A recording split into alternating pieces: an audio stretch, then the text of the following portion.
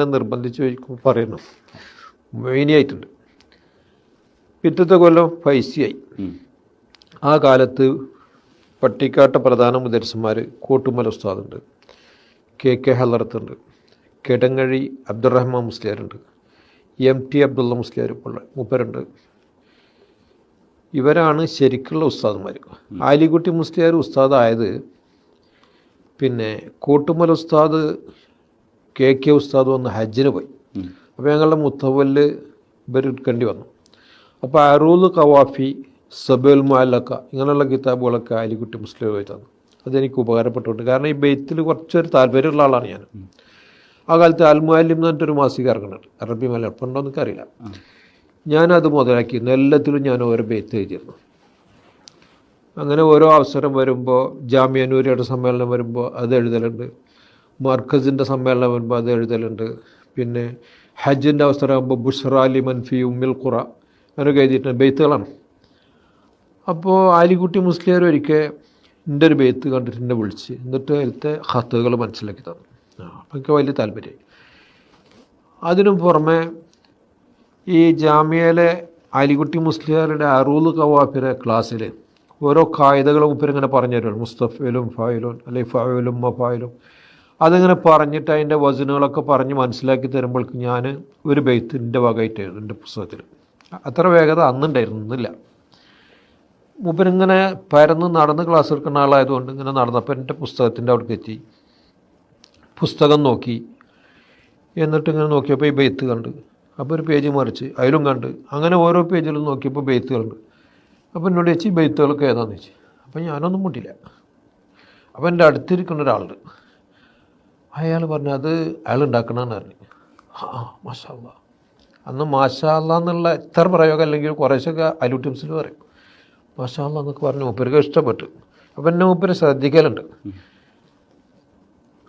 അത് ഞാൻ ഈ പറഞ്ഞത് എന്തിനാ വെച്ചാൽ കുറേ കാലങ്ങൾക്ക് ശേഷം ഒരു 4-5 കൊല്ലങ്ങൾക്ക് മുമ്പ് ഞാനൊരു ഉംറ കഴിഞ്ഞിട്ട് മടങ്ങുമ്പോൾ ആലിക്കുട്ടി മുസ്ലിയാരെ ഫ്ലൈറ്റിൽ കണ്ടു. മൂപ്പർക്ക് എന്നെ അറിയില്ല, എന്നെ അറിയാനുള്ള കാലമല്ല, അതിനേക്കാൾ കൂടുതൽ കഴിഞ്ഞു പോയിട്ടുണ്ട്. അപ്പോൾ എന്നെ കണ്ടപ്പോൾ മൂപ്പര് ഈ താടിയും തൊപ്പരൊക്കെ കൂടി കണ്ടപ്പോൾ എന്നെ ബഹുമാനിക്കാണ്. ഒരു ഷാള് പച്ച എൻ്റെ മേത്തുണ്ട്. ജയിൻറ്റ് വരില്ലേ, വിമ്രായിട്ട് വരാം. അപ്പോൾ എൻ്റെ കൈ പിടിച്ച് മുത്താനൊക്കെയാണ് മൂപ്പര് വരുന്നത്. അതിൽ ഞാൻ പറഞ്ഞു, പിന്നെ ഉസ്താദേ ഞാൻ അവിടുത്തെ ശിഷ്യനാണ്, ഞാനൊരു ഫൈലിയാണ്, ബാക്കി കാര്യങ്ങൾ ഇപ്പോൾ പറയാൻ. അപ്പോൾ മൂപ്പര് എൻ്റെ മുന്നിൽ നടന്ന്, അല്ലെങ്കിൽ നടക്കാൻ കൂട്ടാക്കില്ല. അങ്ങനെ സംസാരിച്ചപ്പോൾ ഞാൻ പറഞ്ഞു, ഞാൻ ഉസ്താദിൻ്റെ ശിഷ്യനാണ്, എനിക്ക് ഉസ്താദ് 2 കിതാബ് പോയി തന്നിട്ടുണ്ട്. ഒന്ന് ഈ മത്തുൽ കാഫിയ, മറ്റൊന്ന് സബുൽ മുഅല്ലഖ. അത് രണ്ടും ഞാൻ ഉപയോഗപ്പെടുത്താറുണ്ട്. മുത്തവല് ചിലപ്പോഴൊക്കെ സബുൽ മുഅല്ലഖ ക്ലാസ് എടുക്കുമ്പോൾ ഞാൻ ആ ബെയ്ത്ത് ചെല്ലൽ ഉസ്താദിൻ്റെ അതേ രീതിക്ക് വന്നത്. അതിൽ ഉസ്താദ് കരഞ്ഞു.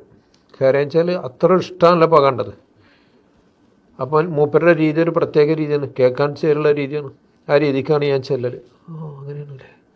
അങ്ങനെ മൂപ്പരിനോട് ഇതൊക്കെ ശരിയാവട്ടോ, നമ്മളങ്ങനല്ലേ, നമ്മളൊക്കെ ഒന്നാണ്, നിങ്ങൾ കൊമ്പൻ്റെ ശിഷ്യനാണല്ലേ, ആ മൂപ്പരെടുത്താണ് അങ്ങോട്ട് വന്നതില്ല എന്നൊക്കെ എന്നെ മനസ്സിലായി. അപ്പോൾ കുറച്ച് നേരം കൊണ്ട് തന്നെ മനസ്സിലായി. കാരണം ഞാനൊരു 10 മാസത്തെ അവിടെ ആകെ നിന്നിട്ടുള്ളൂ. അങ്ങനത്തെ എന്നെ ഈ നേരം കൊണ്ട് മനസ്സിലായതിൽ എനിക്ക് വലിയ അത്ഭുതമുണ്ട്. അങ്ങനെ കാര്യങ്ങളൊക്കെ പറഞ്ഞു, കരഞ്ഞു, ദ്വാരക്കാൻ പറ്റാണ്ട് പിരിഞ്ഞത്. അതിന് വേണ്ടിയിട്ടാണ് ഞാനത് പറഞ്ഞു. അങ്ങനെ ജാമ്യയിലെ പഠനം കഴിയുന്നതോടുകൂടെ എൻ്റെ കുടുംബം എന്നെ ബാക്കിയത്തിലേക്ക് പറഞ്ഞേക്കാനൊരു തീരുമാനമെടുത്തിരുന്നു. അപ്പോൾ ഓതുന്നിടത്തോളം ഓതിക്കോട്ടെ, അതിന് വിരോധം അവിടെ ഇല്ല. എന്നെ പെട്ടെന്ന് ജോലിക്ക് നിർത്തേണ്ട ഒരു അത്യാവശ്യം ഇല്ല. അപ്പോൾ പിന്നെ ബാക്കിയത്തിലേക്ക് പോകാനൊരു തടസ്സം. എൻ്റെ വല്യപ്പ അന്ന് പിന്നെ ക്ഷീണിതനാണ്. അപ്പോൾ ഒരു അമ്മനോട് കൂടെ പുറത്തു പോകാൻ വയ്യ. അപ്പോൾ ബാക്കിയത്തിലേക്കുള്ള പോക്ക് നടക്കില്ല. അപ്പം എന്നെ നന്ദിയിൽ ചേർക്കാനും ഞാൻ ചേരാനും തീരുമാനിച്ചു. ഷംസുലമയുടെ അടുത്ത്. അങ്ങനെ അവിടെ ചെന്നു. അപ്പോൾ കുമരമ്പത്തൂർ അബ്ദുറഹ്മാൻ മുസ്ലിയാർ എൻ്റെ ഉസ്താദാണ്, അൻപരിയയിൽ 5 കൊല്ലം. അവരവിടെ മുദരിസായിട്ട് വരുന്നുണ്ട്. അപ്പം ഞാൻ മുത്താലിമായിട്ട് ഞാൻ ചെന്നു അവിടെ ചേർന്നു. ഷംസുലമഴത്തിന് ഞങ്ങളെ കൊണ്ടുപോയി. അപ്പോൾ ഇയാൾ ഫൈസിയാണ്, ഇവിടെ കൊണ്ട് ഓതാൻ വന്നതാണ്. അപ്പോൾ വലിയ താല്പര്യമായി. ആ കൊല്ലം ഷംസുലമ നന്നായിട്ട് ദർസ് നടത്തിയ കൊല്ലമാണ്. ഞാനുണ്ടായ 2 കൊല്ലം തുഹഫയും ബുഖാരിയാണ് മൂപ്പരെ കൊണ്ട് ഓതിയത്. തുഹഫ ഓതിയത് നിക്കാഹ് തൊലാക്ക് അബാബാണ്, 6-ാം ജുസിൽ ഫറായിദ്. പിന്നെ ബുഖാരി താല മുതൽ തന്നെ ഓതി. കുറേ അധികം 2 കൊല്ലം കൊണ്ട് കുറച്ചധികം ഓതിയിട്ടുണ്ട്. അന്ന് ദർസ് അധികം വിട്ടുപോയിട്ടില്ല. ഞാനും കൂടി ഉള്ളത് മൂപ്പർക്ക് ദിവസം മുടങ്ങാണ്ടിരിക്കാൻ ഒരു കാരണമായി. കാരണം മൂപ്പരെ മാത്രം കണക്കാക്കി ചെന്ന ഒരാളല്ല ഞാൻ. അങ്ങനെ പരിഗണന ഉണ്ടായിരുന്നു. അങ്ങനെ ഇപ്പം ദാരിമിയായി. അത് കഴിഞ്ഞിട്ട് അവിടെ മുദരിസായി.